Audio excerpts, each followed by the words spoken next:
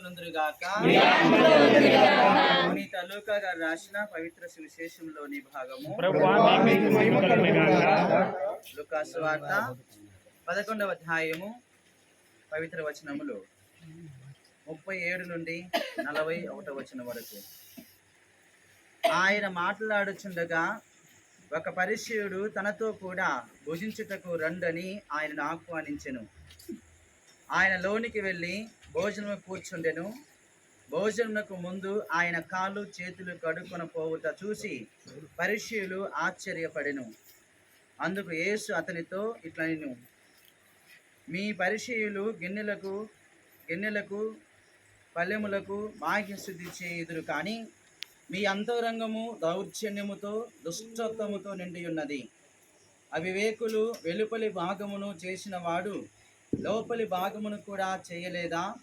కనుక మీకున్న దానిని పేదలకు వసగుడు, అప్పుడు అంతయు శుద్ధి అగును. ఇది క్రీస్తుని సువిశేషము.